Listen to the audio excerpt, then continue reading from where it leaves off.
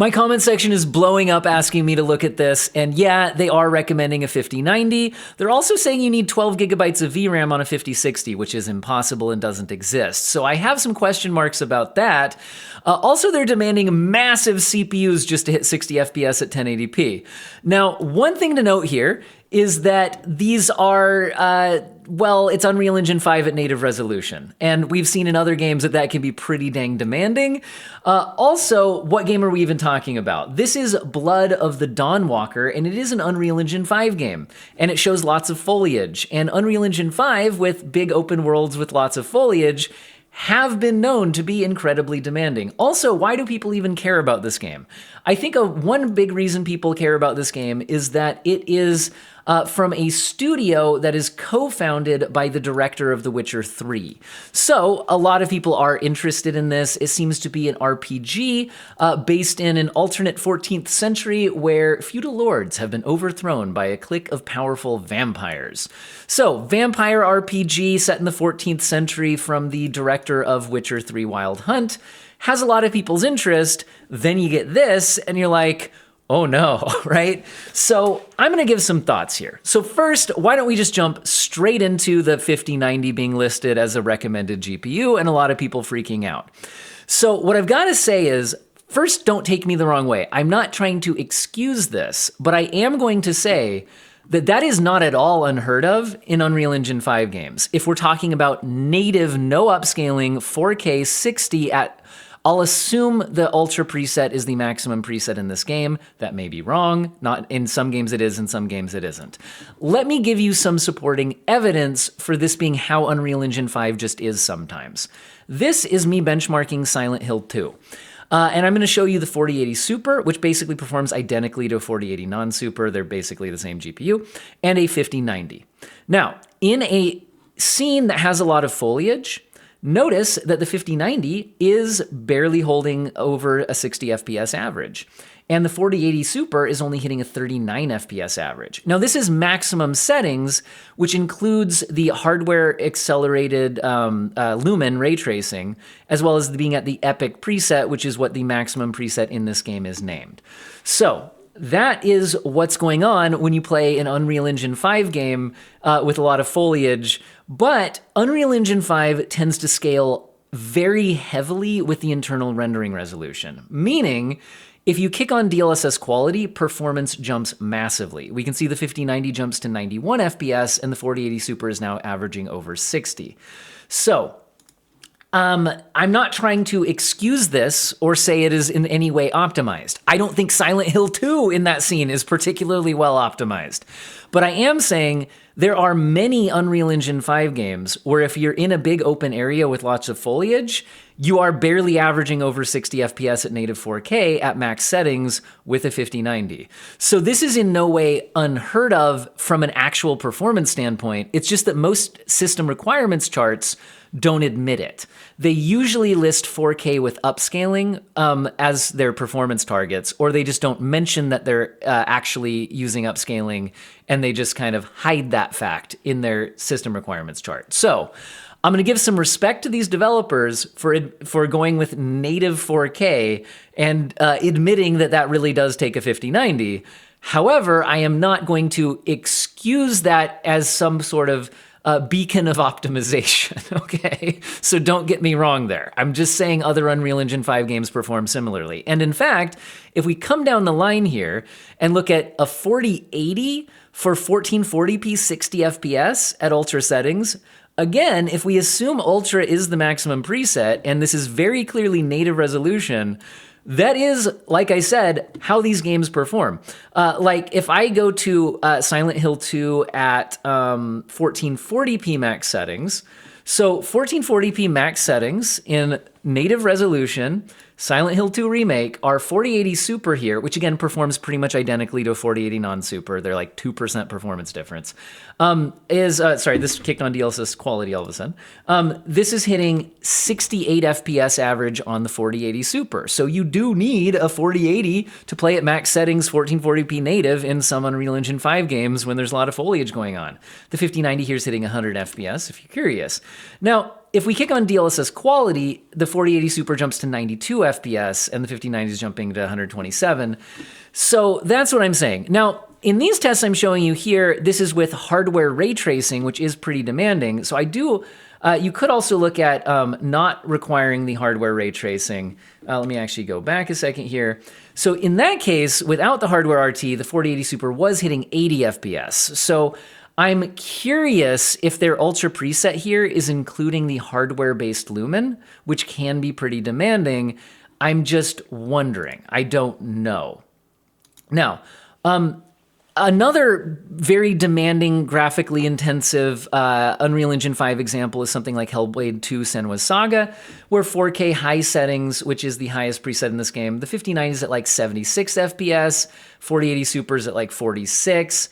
If we jump, but again, kicking on DLSS quality, those jump quite a bit. 5090 jumps over 100 FPS, 4080 jumps over 70 FPS.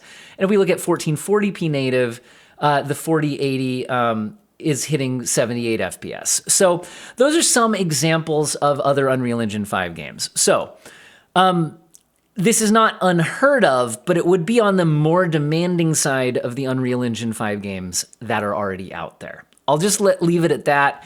And if the hardware RT is included in this Ultra preset, that would also kind of make sense. And again, Unreal Engine 5 with a lot of foliage and things like that can be pretty dang demanding. Not excusing it, just saying that we've seen it before. Now, let's jump into this, which makes absolutely no sense. So if we drop down to high settings at 1080p 60 FPS, then they're listing a 5060 and 12 gigabytes of VRAM to be required. They're also pairing a 5060 with the 6800 XT. And I don't think that makes any sense. Not only does a 5060 not have 12 gigabytes of VRAM, it has 8. It's also not a good match for a 6800 XT. The 6800 XT is generally significantly more powerful. Now, there's two theories I have to explain this. One theory is it doesn't really require 12 gigabytes of VRAM here and it would be fine on 8. The other theory I have is that they actually mean the 5060 Ti 16 gigabyte version. One of those two things has to be the case. Now, the 5060 Ti 16 gigabyte version is a rough match for a 6800 XT in rasterized performance. It would also explain the VRAM requirement. Now, if it really means a 5060, then the 12 doesn't make any sense here for VRAM, and the 6800 XT is generally a lot more powerful. So that doesn't make a lot of sense. So something is off here. So there's just literally a incorrect statement in the system requirements chart. I just can't tell you which one is incorrect. I will say that they made a comment here specifically talking about their VRAM requirement being listed and being very important. So they were absolutely paying attention to the VRAM when they made this requirement. They specifically say the required amount of VRAM applies to all GPUs, not only the ones listed in the table, but GPUs of similar or higher processing power can be used instead if they meet the VRAM requirement. So that seems like they're taking this real seriously, but then they're listing two GPUs that don't actually have the similar performance and a GPU that doesn't meet the VRAM requirement. So something's wrong there. Now, let me back up my claim here a little bit when I'm talking about the relative performance there. So if we jump to Tech PowerUp's relative performance chart here, and we scroll down to the 5060, and we set that as the baseline. Now, I want to be clear that this performance chart isn't for this game in particular. It's an average of a bunch of benchmarks, but it gives you typical performance. If we set the 5060 as the baseline, the 6800 XT is generally 25% more powerful, which is pretty significant difference, but that's not outside the possibility of listing them in roughly the same tier, especially if this game happens to perform better on NVIDIA than AMD. That could kind of have them meet at maybe like a 10% difference, and then maybe you just list them in the same chart. It's not a benchmark chart, it's a system requirements chart, right?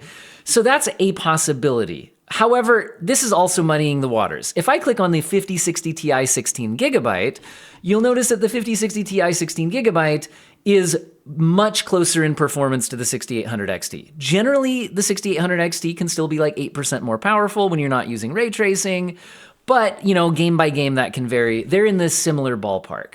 So that's what I'm saying as my evidence for this not making sense. If this was a 5060 Ti 16 gigabyte, then suddenly the VRAM makes sense and so does the AMD GPU pairing. Now, I do also have a argument for the other way around though, which is that maybe you don't actually need 12 gigabytes here. Because I have actually tested a ton of Unreal Engine 5 games on 8 gigabyte GPUs, and in every single case, high settings at 1080p have worked completely fine on 8 gigabytes.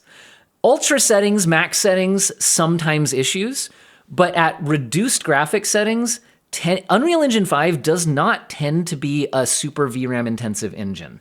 So I would then say that maybe you don't really need 12, in which case maybe 8 is fine and maybe the 5060 makes sense. But then the 6800 XT is out of place. So something is out of place here. Also, that brings me to another issue. The jump from a 6800 XT to a 7800 XT is basically nothing. They're almost identical performance, usually at like maybe a 5% performance gap. They're basically the same thing. So with that in mind, this doesn't make sense when you're jumping from 1080p native 60 FPS at high settings to 1440p native 60 FPS at high settings. So jumping from 1080p to 1440p takes much more than 5% more performance, which is what you're getting here. And I'll back that up with the Tech Power Up performance chart. Set the 6800 XT here as the baseline. 6800 XT, 7800 XT, 4% more powerful. In my benchmarking, it's like 5% more powerful. There's very little gap between those two GPUs. So that doesn't make much sense. So that could then be an argument that the 6800 XT is the one that's out of place here. It should have been something lower, and then this should have been 8, and the 5060 makes sense here. I don't know. I don't know, guys. This just doesn't make sense. Something is out of place. Now, also, we could look at the jump for the NVIDIA GPUs from the 5060 to the 4070 Ti. That's a huge jump. That's like a 50% jump. Let's see if I was right off the top of my head. Let's set the 5060 as the baseline. So 5060 is the baseline, which is the one they listed, even if it's a mistake, that's what's currently listed. If we jump all the way up to let me just double check, 4070 Ti, so all the way up to 4070 Ti, we can scroll up through these GPUs, 4070, then 4070 Ti, 50%, I had it dead on, 50% performance jump. Okay, also though, note that if I click on the 4070 Ti, the 7800 XT doesn't really make sense to list as its match from AMD. From AMD, a better match would be like a 9070 or a 7900 GRE, or a... yeah, I think those are the best matches. Maybe a 6950 XT, something like that, 6900 XT even. But the 7800 XT is a bit of a drop in performance. Now, it's not completely out of the question. It's just a bit weird. So this, like I said, they're asking for basically no increased GPU performance from AMD, but a 50% increase from NVIDIA. Also, if you were wondering about like, oh, maybe these are paired up because AMD just performs worse in this game. Well, now it's flipped where they're listing a more powerful NVIDIA GPU with a weaker AMD GPU. So doesn't make a lot of sense. Anyway, so something about this chart just doesn't make sense. Now, let's round out the GPU side of things, and then I'll talk about CPUs. So for 1080p native resolution, 30 FPS at low settings, so theoretically you get higher FPS by using upscaling, or you could use a weaker GPU, use upscaling, and then get 30 FPS. They're listing the 3050, the 1070, RX Vega 56, or Intel Arc A580. And I'll say that actually the 3050, 1070, and Vega 56 are fairly closely matched. The Arc A580 is a bit more powerful, but not maybe completely out of the question.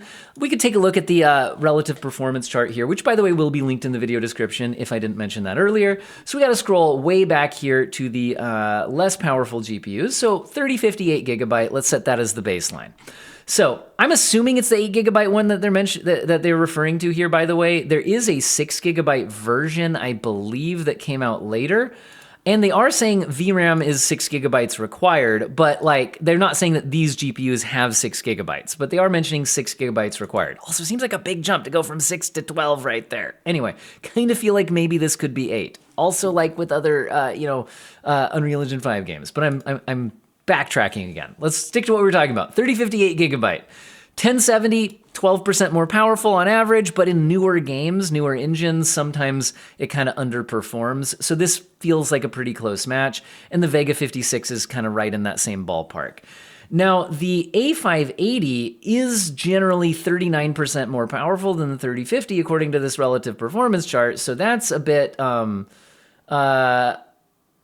questionable. But also, a lot of games aren't particularly optimized for Intel Arc. So, we'll have to see how that goes. All right, so that's the GPU side of things. So like I said, in this mix, something just seems to be a mistake. There has to be a typo in here somewhere. This just isn't correct. These are, again, on the high-end side of things, that's just how Unreal Engine 5 is sometimes. I'm not calling it optimized. I'm not trying to excuse it. I'm just saying it's not unheard of for Unreal Engine 5 games. Now let's talk CPUs. They're saying to play this game at high settings at 1080p 60 FPS, you need a Ryzen 9 7900X, which I really hope is just incorrect, because that is a really beefy CPU to need in order to just hit 60 FPS. If you need that CPU to hit 60 FPS, then there is zero chance this game hits 60 FPS on consoles. Just saying. Because the GPU in like a PS5 or Series X is more in line with their minimum 30 FPS CPU here, like a 3700X. It's actually closer in performance to like a 3600. But anyway, the point is, they're asking for a 3700X to hit 30 FPS. I hope that can do better, because otherwise consoles have zero chance at 60 FPS. And like I said, 7900X CPU seems way too much to ask for 60 FPS. So I just hope that's a typo. So anyway, what are my final thoughts on this whole thing? The CPUs seem way too much. Hopefully it's a typo, or this game is going to be brutal on the CPU. These GPUs feel like typos. Something's wrong here. And these GPUs are a lot to ask for, but Unreal Engine 5 be like that sometimes. The low stuff seems like maybe reasonable-ish, and 1080p high settings for 12 gigabytes of VRAM, I have my doubts, at least compared to other Unreal Engine 5 games. Anyway, that's what I've got for you guys. The graphics, look Unreal Engine 5-ish. Some scenes do look pretty nice, some of the character work and the lip syncing and stuff, aren't amazing. And like the hair and things, I'll say another thing I've noticed with some Unreal Engine 5 games is sometimes the hair looks kind of dithered and not amazing. So, the graphics aren't completely blowing me away. I do hope the game itself is at least interesting. Like I said, it's interesting that it's coming from, game director of Witcher 3 and all that. So anyway, let me know what you guys think in the comment section on all this, and hope all of you have an excellent day.